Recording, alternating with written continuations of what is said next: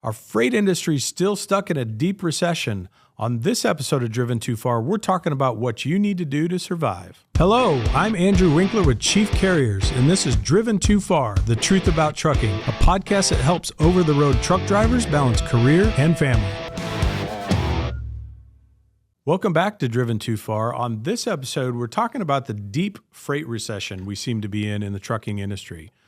I don't think it's any secret. I don't think it probably would catch anybody off guard to know that we're in one. And we've been in one for quite a while now, about 2 years after the pandemic. And this is historically one of the longest freight recessions we've seen. So I want to talk about that today. There's been a couple new articles come out by some of the chief economists in our industry that talk all of a sudden now that this recession is going to stretch out even longer than they initially thought. So it's not great news for us in the industry. It's kind of how things have been here in the last 6 months. That's probably what we can expect here for the next 12 to 24 months. So initially, they kind of thought that, we'd get through 2024 and maybe by peak season in 2024, which is usually the holiday rush. So if you think about September, October, inventories usually go up because the stores are stocking up for the Christmas season and things like that. They thought maybe that would be the catapult or catalyst to bring us out of the recession and start things flowing a little bit better. Now, they're still expecting a peak season coming for the holidays, and I think they're kind of talking about normal spending habits for holiday seasons.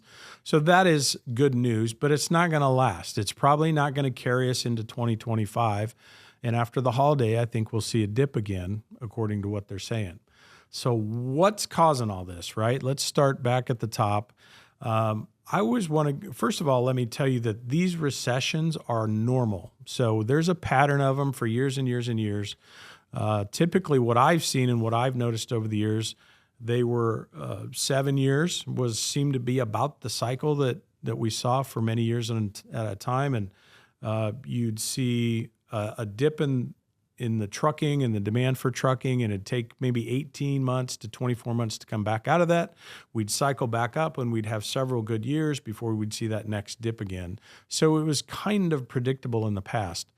What's changed was the pandemic. So since 2020, that pattern has seemingly gone away a little bit. If you think about what happened during the pandemic, everything shut down, right? Nobody knew what to do. And then all of a sudden, we realized how bad we need trucks. We still need all these medical supplies and food and whatnot in the stores. So our industry stepped up, the heroes at the time, and we have drivers moving stuff through the pandemic while everybody else is locked down, staying home type things. The demand for the trucks went up. So pricing went up for quite a while through 2021. What that did to our industry is a lot of people saw an opportunity to jump in business for themselves, go out and buy a truck or trailer. The rates are really high at the time. I'm going to get in this game. I'm going to go out and grab some of this freight and make really good money. And that's what they did. The problem is those people that jumped in the game at the time are still in the game. And as demand came down with the freight, now we have too many trucks in the industry right now. So there's an imbalance is what I'm telling you. There's not enough freight and there's too many trucks. And until we reach an equilibrium where the amount of freight available and the amount of trucks available is fairly equal, we're going to struggle. That's what's keeping our rates low. I think initially what the experts thought was in a typical cycle, you see that rates dip low. What it does is it kind of pushes some of the weaker carriers out of the industry. They go park the truck, they sell the truck, they go bankrupt, whatever that looks like. And all of a sudden, we flush out the weak players in the industry, and that brings the equilibrium back up.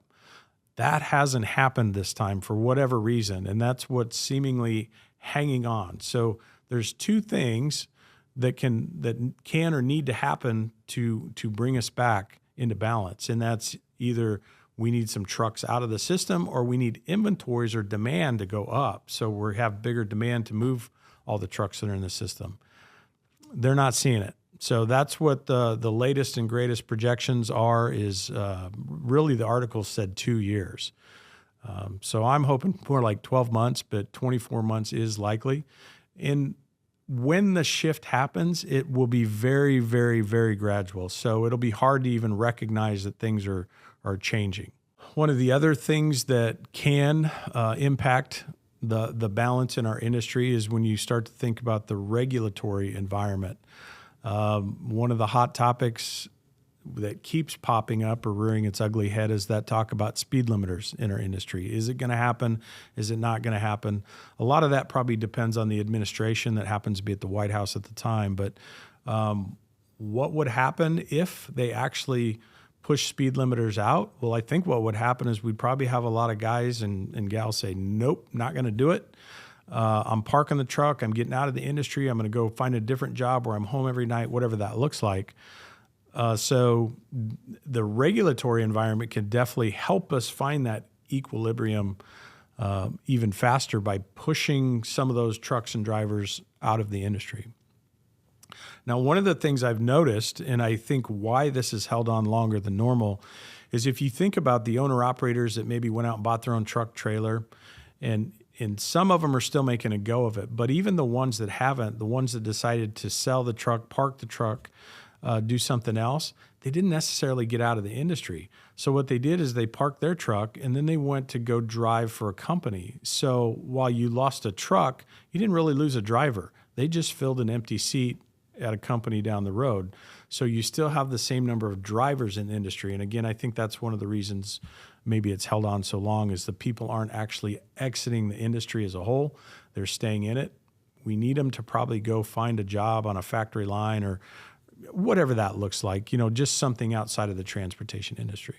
I had an interesting call last week from a gal that works in the equipment finance world. And she's somebody I knew from a past lifetime, worked with her in the past at a different trucking company, but she wanted to have a call. And what they're seeing is I think they're starting to feel the pain, like they're starting to see some default on the loans they issued back in 2020, 2021, when everybody was trying to jump in. And she was trying to get information out of me of what am I seeing out there? How long is this thing going to last? And what do I think? And I just shared with her the exact same thing I just told you is that, the experts are looking at 12 to 24 months for full recovery now. And I think where she was going with that is she's trying to project write-offs. Like how many failures are we going to have with owner-operators or equipment buyers and stuff over the next year? So I probably wasn't great news for her. But she needed the information and she was trying to come somebody that actually works in the industry and get it straight from me, or at least what am I seeing? So what should you do? We're caught in this thing for the next 12 or 24 months. What are we going to do to ride out the storm? Whether you're a company driver, maybe you're a lease purchase guy, leased onto somebody, or maybe you're an independent. The first thing I would suggest is maybe some diversification. So if you're a company driver, what does that look like? Well, maybe the carrier you work for has some different opportunities. Maybe you're a van guy right now, but maybe their reefer division or flat division is looking for more drivers or can keep the drivers busier and steady and keep them working. So that might be some diversification for a company guy. Now, if you're an owner-operator, it's a little bit tougher because you've got equipment, you've probably got a truck, maybe even a trailer invested. It's not as easy to park that flatbed and go find a bulk tanker or something different. It's not cheap for you to do, but I want you to keep your eyes open for opportunity to do that. You may have to move to where the money is, so to speak. So be open-minded about that. Operational efficiency, this goes for company drivers, owner-operators, whatever you are. And you're not going to like this, what I have to say, but when you talk about the expense or the cost to run that truck, what are you going to do to reduce the expense? Well, you're probably going to have to slow down a little bit, right? Lower miles per hour on average, getting better fuel mileage brings down your fuel cost. I know nobody wants to talk about it, but the reality is 1 mile per gallon better fuel efficiency can equate to $10,000 to $15,000 a year on your bottom line if you're an owner operator. Now that depends on the fuel price and stuff like that, but That's not too far off. So think about that a little bit. So fuel efficiency is a big one. What can you do to reduce idle?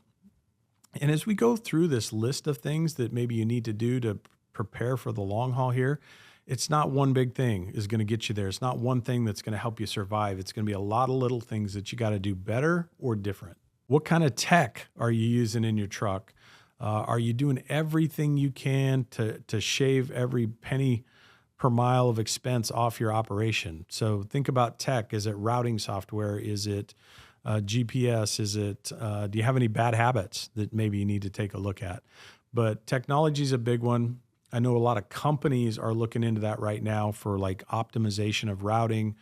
Which load do we assign to which driver kind of thing? What makes the most sense? How do we maximize our income on all these trucks and still make sure we get the trucks in for maintenance? We get the drivers home on time, and we get the drivers the miles that they're looking for. So the cool thing about AI and some of the technology that's coming into our industry right now is it can really help with that. So be open-minded, embrace the technology. There's some neat stuff out there that might actually help you increase your revenue, increase your miles, those types of things. Get out there and strengthen your relationships, whether you're an independent and you've got direct customers, or maybe you're a company guy and just working with your dispatchers. Those relationships are going to be critical right now. I can't overemphasize it enough. And if you happen to be an owner operator that works off the load boards, you're probably going to continue to struggle a little bit. You got the broker. You got the broker in the middle taking 15%, 20% in some cases.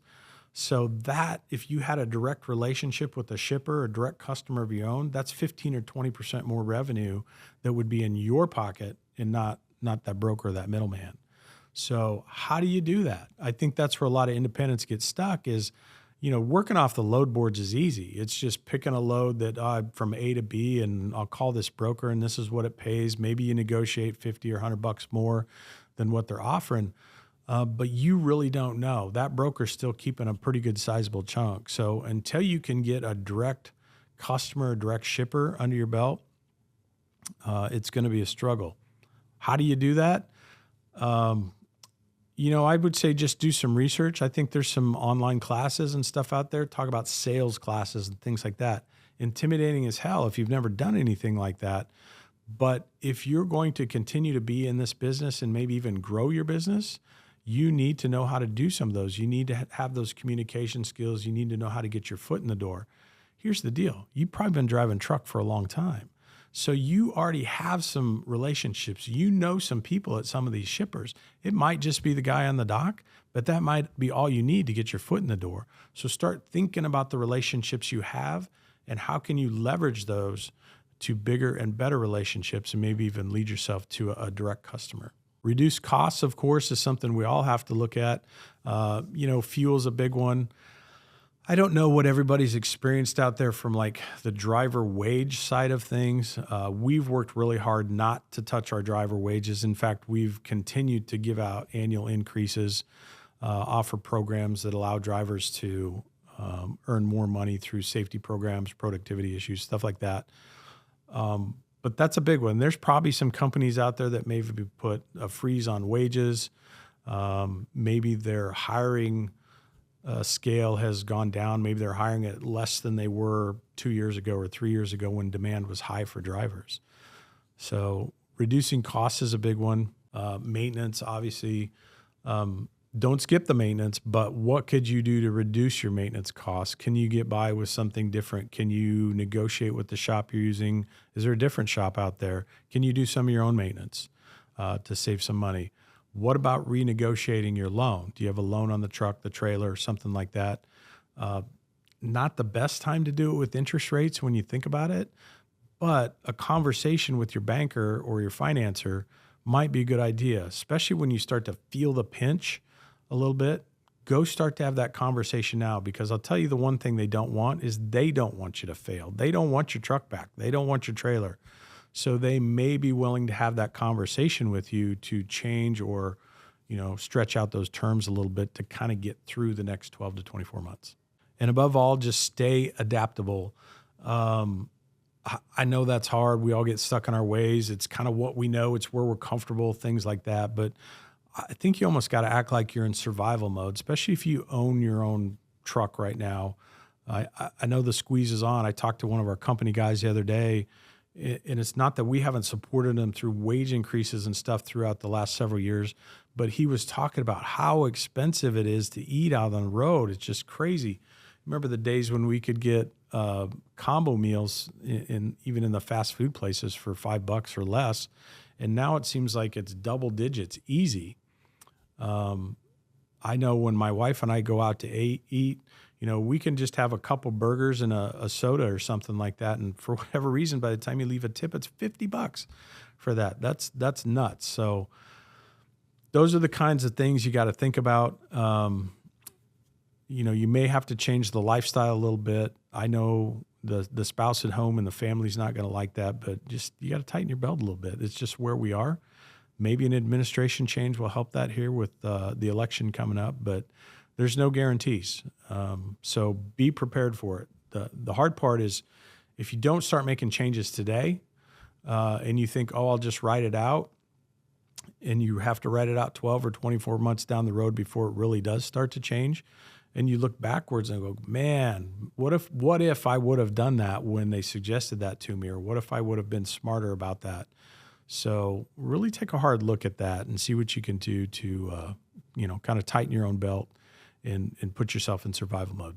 Freight industry's got a long road to recovery, so carriers need to brace themselves. I think what you're going to see too is more acquisitions out there. And I think you're going to see some big names probably go down, companies that'll surprise you. The reality is a lot of them are burning through cash. So hopefully when they made the big money after the pandemic, everybody was smart enough to put away the cash, because right now, if we're not covering our expenses with the cheap freight rates, there's a good chance we're burning through some cash just trying to survive. But at some point, the cash is going to run out for some of those carriers. Thanks for joining us on this episode of Driven Too Far. Be sure and hit that subscribe button so you never miss an episode.